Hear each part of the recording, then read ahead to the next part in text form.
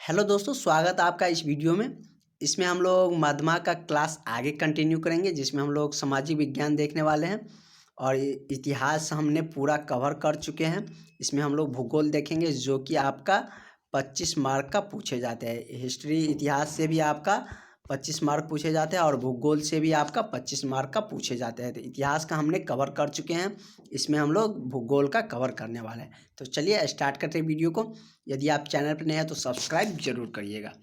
और हम आपको की तैयारी इस तरह से कराएंगे ताकि आपको एग्जाम आते इस लेवल तक पहुंच जाएंगे कि आप अच्छे स्कोर कर सकते हैं। और बहुत जल्द आपका एग्ज़ाम भी होने वाला है और एडमिट कार्ड आपका कुछ ही दिन में आने वाले हैं। हम आपको जस्ट नेक्स्ट दिन, अगले दिन हम आपको एडमिट कार्ड के बारे में बता देंगे कि कब आपका एडमिट कार्ड मिलेंगे। तो सिर्फ आप मेरे साथ जुड़े रहिए, हम आपका प्रिपरेशन अच्छे ढंग से करवा देंगे। तो फर्स्ट चैप्टर का नाम है संसाधन। तो भूगोल में हम लोग वही जो हमारे आसपास की चीज़ें, खेत खलिहान और मिट्टी से, ज्योग्राफी से रिलेटेड, भूमि से रिलेटेड जो भी कार्य किए जाते हैं, वो उसी चीज़ों के बारे में हम इसमें अध्ययन करते हैं।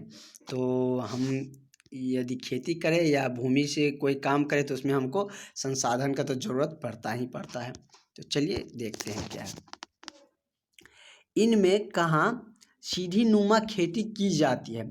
उत्तराखंड, मतलब इस कौन से राज्य में सीढ़ी नुमा खेती की जाती है? उत्तराखंड, उत्तर प्रदेश, बिहार या हरियाणा? तो हम 2-3 को ऐसे एलिमिनेट कर सकते हैं। बिहार में तो होता नहीं है। बिहार में तो जैसे धरातल पे है उसी तरह से हम लोग खेती करते हैं। मतलब सीढ़ी नुमा का मतलब क्या? ऊपर से नीचे तो ढलान जैसे बना के खेती किया जाता है। तो बिहार में तो किया नहीं जाता है। बिहार से सटा हुआ उत्तर प्रदेश है, उसमें भी नहीं होता, हरियाणा में भी नहीं होता। तो बच गया क्या मेरा? उत्तराखंड। और उत्तराखंड में हम क्यों माने? क्योंकि वहाँ पे जो है ना, थोड़ी सी पहाड़ी इलाका है और पहाड़ी इलाका में थोड़ा सा ढलानुमा भी होते हैं और बारिश होने के कारण वो अपना उपजाऊ मिट्टी को बहा के ले जाता है। तो उसी कटाव को रोकने के लिए कि सीढ़ीनुमा खेती की जाती है उसमें। और सोपानी कृषि की बात भी करें तो हम उत्तराखंड में ही होते हैं, उसे हम सोपानी कृषि भी बोल सकते हैं। तो सोपानी कृषि के बारे में हम डिटेल्स में बताएंगे, नहीं तो आपको प्लेलिस्ट में अवेलेबल है, तो वो देख सकते हैं। 10वां को पढ़ाए थे तो उसमें आपका अवेलेबल है। नेक्स्ट क्वेश्चन है कि संसार का सबसे कीमती संसाधन किसे माना जाता है? पशु को, खनिज को, वन को या नदियाँ को? तो संसार की सबसे कीमती संसाधन, मतलब जो सबसे महंगा बिकता हो, तो वह क्या हो सकता है? खनिज ही हो सकते हैं। पशु तो बहुत ज़्यादा महंगा बिकता है, वन तो बेचने का सवाल ही, नदियाँ से तो कोई हमें आमदनी होती नहीं है बहुत ज़्यादा। तो खनिज क्या होते हैं? जिस देश में, जिस कंट्री में ज़्यादा खनिज होता है वह ज़्यादा मतलब धनवान होता है, उसमें ज़्यादा संसाधन होते हैं, तो ज़्यादा आमदनी आने के ज़रिया रहते हैं। जैसे सऊदी अरब की बात करें तो वहाँ पे तेल का खदान है, तो वो बहुत ही विकसित देश अभी है उसी को लेकर। और बहुत ज़्यादा कुछ तो है नहीं वहाँ पे, खेती तो वहाँ पे होता नहीं, धान चावल, लेकिन उसी के लेकर वह क्या है, क्योंकि वहाँ पे संसाधन है, कीमती संसाधन है। निम्नलिखित में से कौन अनवीकरणीय संसाधन है? तो यदि हम अनवीकरणीय संसाधन की बात करें तो जो ख़त्म हो जाता है, यूज करने के बाद समाप्त हो जाते हैं, जिसे बनने की बहुत ज़्यादा चांसेस नहीं, तो बहुत दिन लगते हैं। तो कोयला क्या है कि उसे हम यूज करेंगे तो ख़त्म हो जाएगा, लेकिन पवन ख़त्म नहीं होगा, ज्वार भी ख़त्म नहीं होगा। इस साल हुआ तो अगले साल भी कर सकते हैं। सूरज की किरणें भी समाप्त नहीं होंगी, लेकिन कोयला क्या हो सकता है? समाप्त हो सकता है। तो ये क्या हो जाएगा? कोयला अनवीकरणीय हो जाएगा। ये सारे क्या हो जाएगा? नवीकरणीय। अब आपको नवीकरणीय या अनवीकरणीय से रिलेटेड क्वेश्चन पूछेगा तो आप बना सकते हैं। 2 नंबर में भी पूछेगा तो आप बना सकते हैं। नवीकरणीय वैसा पदार्थ जो उपयोग करने पे क्या हो जाते हैं? समाप्त नहीं होते हैं, नए उग जाते हैं, नए आ सकते हैं, तो नवीकरणीय कहलाएगा। अनवीकरणीय वैसी संसाधन या वैसा पदार्थ।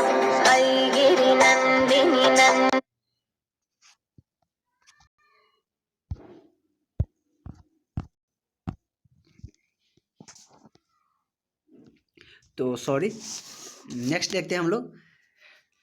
अगला क्वेश्चन देख लेते हैं कि निम्नलिखित में से कौन, ये तो देख लिए थे। सतत पोषणीय विकास की अवधारणा किस कमीशन से प्रस्तुत है? तो सतत पोषणीय विकास की जो अवधारणा लिया गया है वह किससे लिया गया है? तो ब्रुनडेंटल कमीशन से। किससे लिया गया है? ब्रुनडेंटल्स कमीशन से लिया गया है।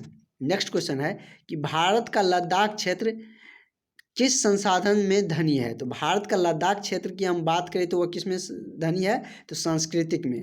भारत का लद्दाख क्षेत्र किस संसाधन में धनी है? तो सांस्कृतिक क्षेत्र में। नेक्स्ट क्वेश्चन देखते हैं, सागर तट से कितनी दूरी तक का क्षेत्र राष्ट्रीय क्षेत्र में शामिल होता है? सागर मतलब जो समुद्र बहती है, सागर जो बड़ी जिसमें पानी ही पानी रहता है, उसमें कितनी दूरी तक किसी देश का मतलब सीमा हो सकता है, कितनी दूरी तक उसका राष्ट्रीय क्षेत्र होते हैं? तो वह कितना दूरी तक होता है? तो 19.9 किलोमीटर तक, मतलब जहाँ पे हमारे देश की सीमा खत्म होती है और यहाँ पे मान के यहाँ पे चलो हमारे देश की सीमा खत्म हो जाती है और यहाँ पे क्या है, समुद्र है, तो यहाँ से 19.2 किलोमीटर तक क्या होगी? राष्ट्रीय सीमा कहलाएगी। नेक्स्ट देखते हैं कि प्रथम भारतीय सम्मेलन का आयोजन किस देश में हुआ था? प्रथम पृथ्वी सम्मेलन का आयोजन किस देश में हुआ था? तो पृथ्वी सम्मेलन की हम बात करें तो वह कहाँ पे हुआ था प्रथम? तो ब्राज़ील में हुआ था। कहाँ हुआ था? ब्राज़ील में हुआ था। नेक्स्ट क्वेश्चन देखते हैं जो भूमि और मृदा संसाधन से रिलेटेड, तो इसके बारे में हम लोग जान लेते हैं कि भूमि और मृदा में क्या कैसे क्या होते हैं। पंजाब में भूमि निम्न कारण का मुख्य कारण क्या है? नवीकरणीय का मुख्य कारण क्या है? मतलब उसमें नवीकरणीय, उसमें पानी का मात्रा नमी बनी रहती है, उसका कारण क्या है? तो वह क्या कारण है कि अति सिंचन के कारण ही वहाँ पे नवीकरण बनी हो रहती है।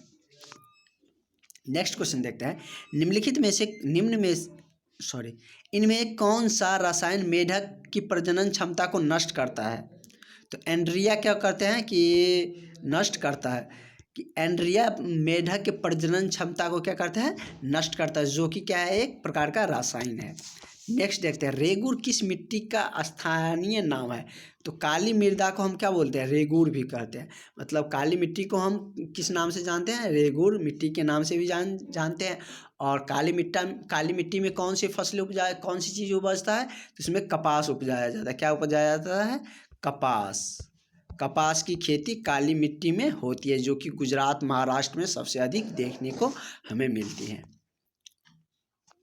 नेक्स्ट देखते हैं, क्योंकि इससे हमने 2-3 क्वेश्चन कवर कर लिए। अगर काली मिट्टी पूछे तो वो भी बता देंगे। रेगुर मिट्टी का नाम है काली मृदा है। काली मृदा में कौन सी खेती होती है? तो कपास की खेती होती है। और यह सबसे ज़्यादा कहाँ होती है? तो गुजरात में। और कहाँ पे होती है?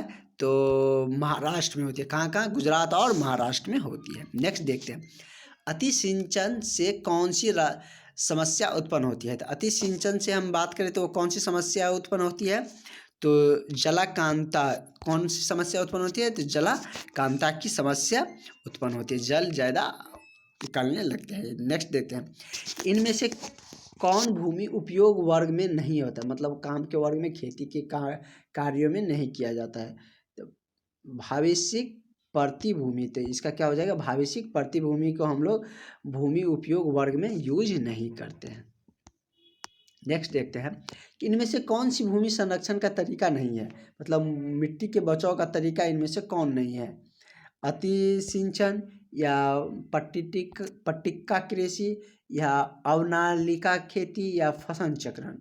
तो फसल चक्रण तो होता ही है, मिट्टी के मतलब फसल उपजाऊ को बचाने के लिए अति सिंचन भी जरूरी है, पट्टिका कृषि भी होती है, अवनालिका खेती नहीं होती है।